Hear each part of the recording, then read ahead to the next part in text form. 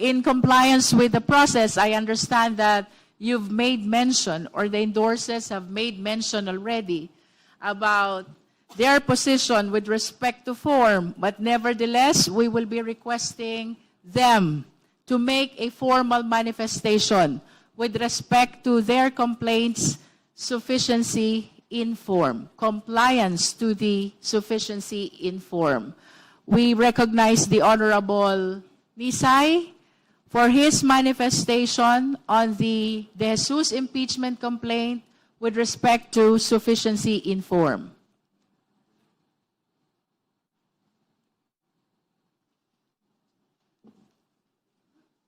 Madam Chair, regarding po sa sufficiency in form, lahat po ng aking nabanggit ay malinaw na ginawa po natin kasama ang complainant para po matuloy ang impeachment complaint ng atin pong private citizen na si Attorney Andre De Jesus. Nakapaloob po dito ang 5 argumento na kung saan ito po ang gustong malaman ng taong bayan na kung saan ang problemang kinakaharap na to ay pinangungunahan ng ating presidente. At sa limang arguments po, nakapaloob dito ang tatlong grounds, kasama ang graft and corruption, pag-benefit mula sa mga kickbacks na nakalink sa mga budget insertions at ghost projects, ang pagbuo ng ICI o Independent Commission for Infrastructure upang magamit na depensa sa mga political allies na sangkot sa mga anomalyang flood control projects. Pangalawa, ang culpable violation of the Constitution, ang pagpayag na isurrender ang dating Pangulong Rodrigo Duterte sa ICC o International Criminal Court na walang due process sa ating sariling bansa. At ang pangatlo, ang betrayal of public trust, ang hindi pagbito sa mga program appropriations at special provisions nito sa ating mga national budget. Ang di umanong paggamit ng droga ng Pangulo at unfitness upang mamuno, kasama rin po dito. So, Madam Speaker, Madam Chairman, naniniwala po ako na ang verified complaint ng atin pong private individual na si Attorney Andre De Jesus ay sufficient in form. Thank you, Representative Nisay.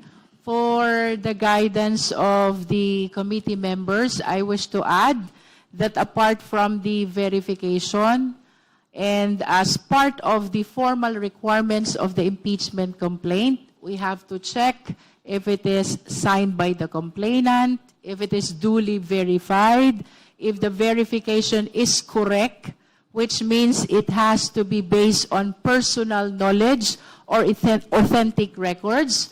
We have to check as well whether the impeachment complaint is supported by a resolution of endorsement by at least one House member. Of course, we know for a fact already that our colleague, the Honorable Jet Nisay, is the endorser of the De Jesus complaint.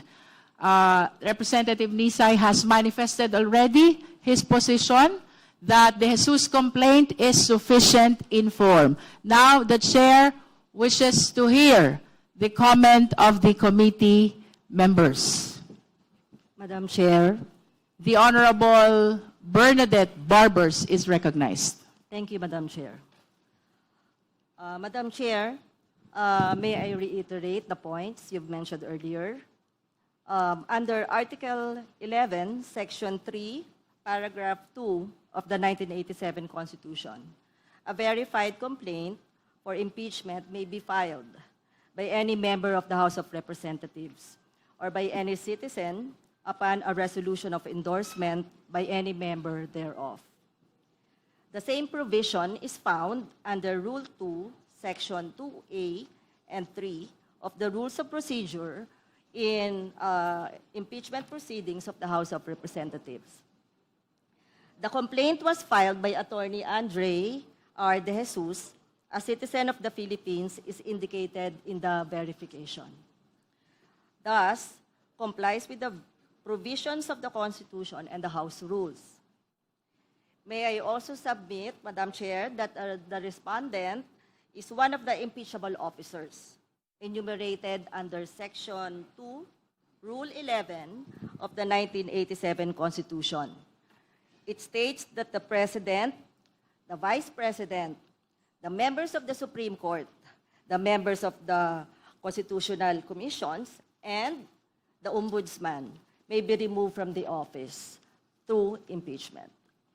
As earlier mentioned by the chairperson, impeachable officers are very specific and exclusive list of high-ranking officials.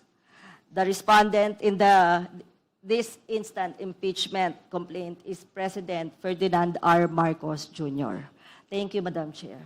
Thank you, Honorable Barbers.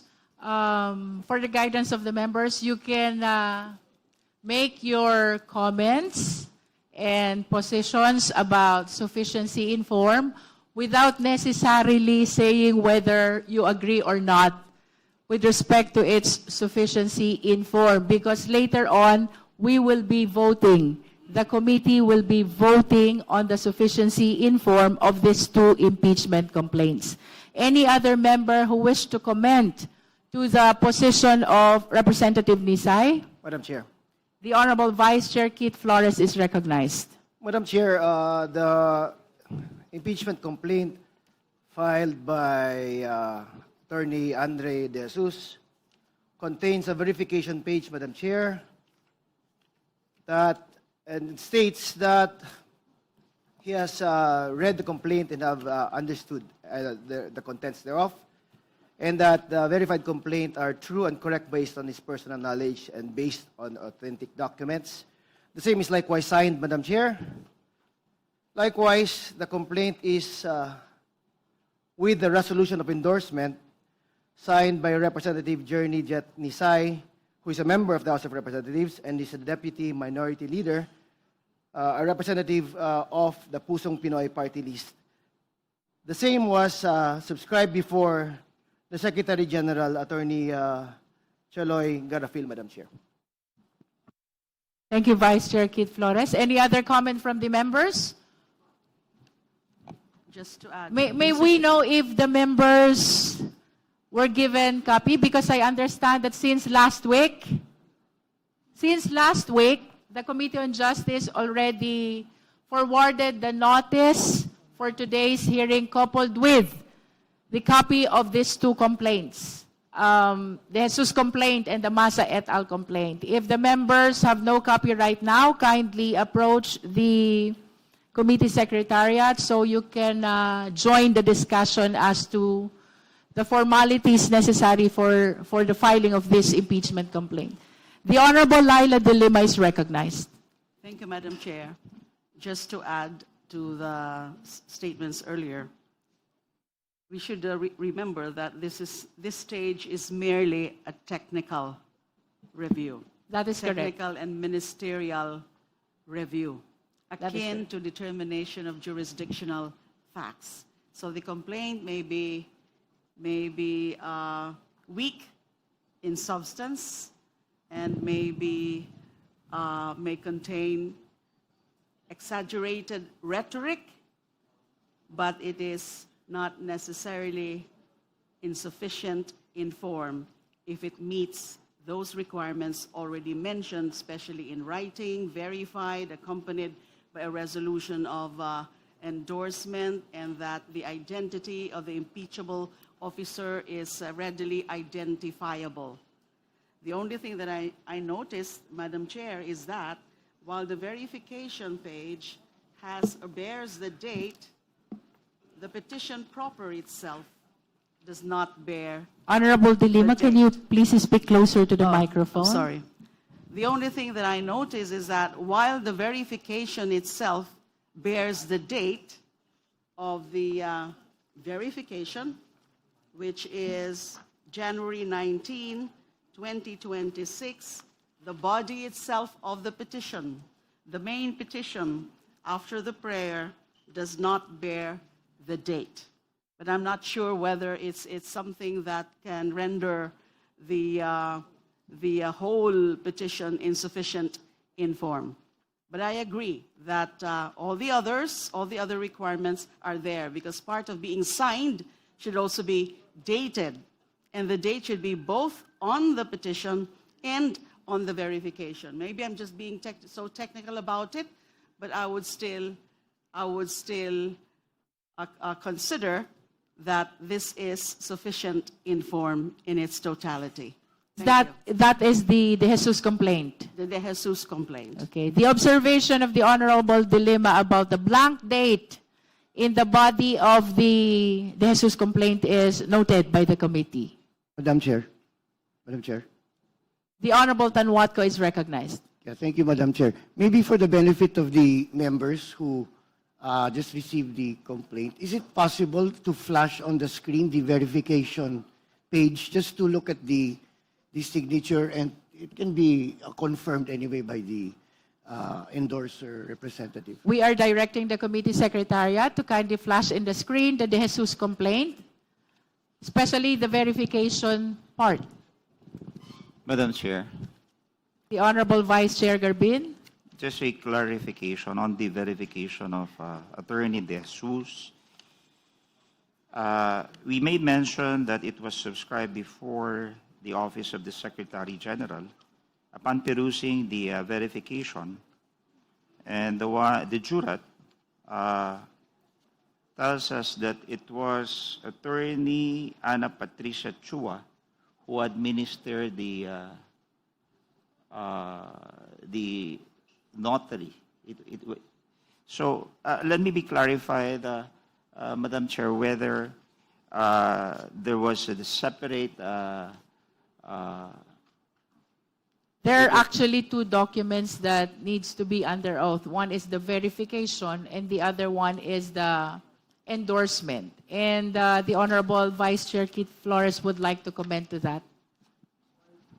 Madam Chair, while the verification was notarized by a private lawyer, I think, the endorsement, the resolution of endorsement, which was signed by the Representative Jet Nisay, was subscribed to before the Secretary General, Madam Chair.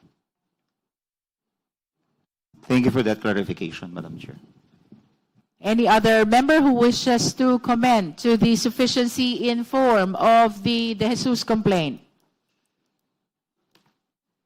If there are no other members Chair, who would Madam like to, the Honorable Chair Abante is recognized. Are we not discussing the sufficiency? Please speak closer to the Are we microphone. not discussing the sufficiency in form here? But this is a proceeding on the sufficiency in form. Yes, Madam Chair, but I did not hear any explanation of Congressman Nitay on the sufficiency in form. What I heard was the complaint on impeachment. Ang narinig ko kanina, yung mga complaint on impeachment, hindi ko narinig yung explanation niya on sufficiency in form. Hindi pa natin pinag-uusapan dito yung substance. Ang pinag-uusapan natin dito, ang sufficiency in form. Kaya nais ko muna marinig ang paliwanag ni Congressman Nitay tungkol sa sufficiency in form ng verified complaint na ito. While the pronouncement of Representative Nisay is quite limited as to sufficiency in form, the chair heard it loud and clear when he said that the complaint of De Jesus is compliant with respect to sufficiency in form, and he made mention as well about the verification, unless Representative Nisay would like to make an additional manifestation. Madam Chair, generally, a complaint is sufficient in form if it meets the formal requirement on its face. Sa ilalim ng rules, ang complaint dapat ay katulad ng nabanggit nyo kanina, verified under oath by the complainant through an affidavit stating that he has read and understood the contents of the complaint and that the allegations therein are true and correct based on his personal knowledge or authentic documents. So lahat po ng yan present naman sa ating complaint. Therefore, I am manifesting that the complaint is sufficient in form. Thank you, Madam Chair. Bishop, I hope that satisfies the Honorable Abante. Any other member who wishes to comment on the sufficiency in form? Because otherwise, we will be proceeding to the determination of sufficiency in form of the second complaint, That is the Massa et al. Complaint. Madam Chair, The Honorable Congressman Ridon is recognized. I just wanted to be very clear on the topics of personal knowledge and authentic records, because for the record, I understand that in previous impeachment cases, the question of personal knowledge or authentic records is the crux on the sufficiency in form question. So I just wanted to know from the endorser whether or not the complaint is based first on personal knowledge or actually authentic records. Madam Chair. The chair wishes to remind the committee members that our determination of form and substance should be confined in the impeachment complaint itself. As to whether or not it is indeed based on personal knowledge or authentic records, we will be proceeding to that on the proper time.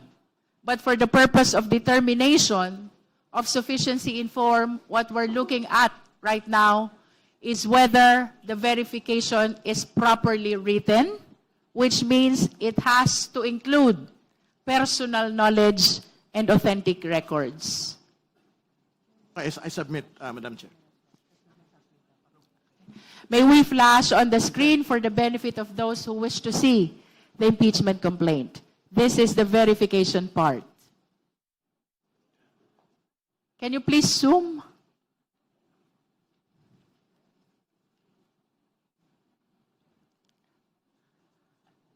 What is significant in the verification is actually paragraph 3.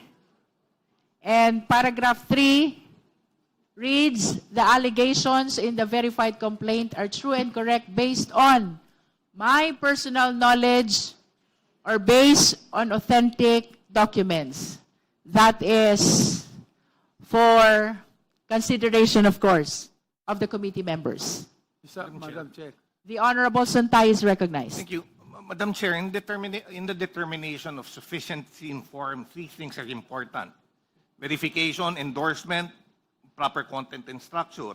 The complaint is duly verified. It contains a sworn affidavit of the complainant affirming that he has read the complaint and that its allegations are true to his personal knowledge. There is an endorsement coming from the Honorable Nisay, and, well, if it contains the proper structure, well, the names of the parties are there, the designation of the offense and actual omission. I believe that the complaint is sufficient in form. Thank you, Congressman Suntay. Madam The Chair, Honorable Vice Chair Dumogan is recognized. thank you, Madam Chair. It is clear enough. So let us vote for the issue on sufficiency. We will come to that, in Vice form. Chair. Madam Okay. Chair. I think we have exhausted already our discussions as to sufficiency in form of the De Jesus complaint. We shall now proceed to our discussion on the sufficiency in form of Massa et al. Complaint. But let us hear first the manifestation of position of our endorsers. The Honorable Representative Tino is recognized. Madam Chair, I defer to Madam Chair, Representative Ilago. Madam Chair. With the indulgence of the Honorable Tino, the Honorable Rodriguez is Let recognized. us first, it's a matter of order. We have already discussed, and there's a presentation of the congressman endorsing the complaint. There has been statements that they are informed. I think we should now vote. We should not vote on the first one before we go to the second one. Yes, so I ask for a vote, Madam Chair, for the sufficiency in form of the De Jesus complaint as endorsed by Congressman Jet Nisay. So moved, Madam Chair. There is a motion to vote on the sufficiency in form of the Jesus complaint. Do I Second. hear a second? Second, Madam Chair. The same has been seconded. So the motion is granted. The chair is now ready to hear the necessary motion. Madam Chair, The Honorable Madam Chair, Amben Abante is Madam recognized. Chair, I move to declare the impeachment complaint filed by Attorney Andre R. De Jesus sufficient and informed. That's already been moved by me. It's already been moved. So let us move on the prior motion. The and we have understanding to of the vote or chair not. about the motion of the Honorable Rodriguez is a motion to vote already about the sufficiency in form of the De Jesus complaint. And that is why I solicited a second, and the chair granted that motion to vote already. Now we are entertaining the motion to declare the De Jesus complaint as sufficient in form, as raised by the Honorable Amben Amante. Vote of Madam Chair, the motion to vote, if it is voted in favor, it is approved. It is therefore voted in form as sufficient. So there's no need for another motion to declare. Because I already moved to vote, and with that vote, it will result on either its referral back to the Secretary General because it is insufficient in form, or it is approved, it is sufficient in form, and we proceed to the next step. Thank you, Madam Chair. With the indulgence of the Honorable Rodriguez, the chair was listening very well when he raised the motion of voting already about the sufficiency in form of the De Jesus complaint. And the intention of the chair, when she recognized Honorable Rodriguez and even solicited a second to that motion, is to resolve whether or not we will be doing the voting now or after we deliberate on the sufficiency in form of the second impeachment complaint. So, with the indulgence of the Honorable Rodriguez, I hope we can proceed. We have granted the motion to do the voting now, and now we are entertaining the motion to declare the De Jesus complaint as sufficient in form. There is a motion to declare De Jesus complaint as sufficient in form, as raised by the Honorable Amben Amante. The same has been seconded. Is there any objection? I object, Madam Chair. There I did not properly hear the explanation on that sufficiency in form. And that is what I would like to hear. And because of this, I object. There is a motion to declare the De Jesus complaint as sufficient in form. The same has been objected to by the Honorable Abante, and therefore we will be dividing the House. Those who are in favor of the motion, please raise your right hand. Comsec, please count.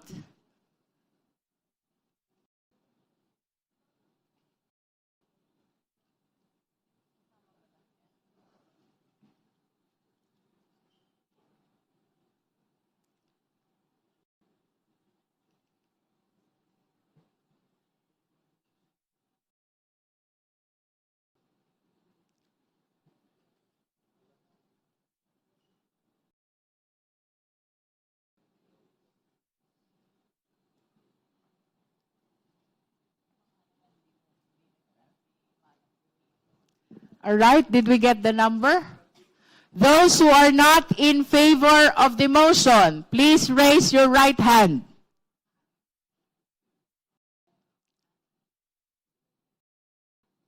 Those who abstain, please raise your right hand.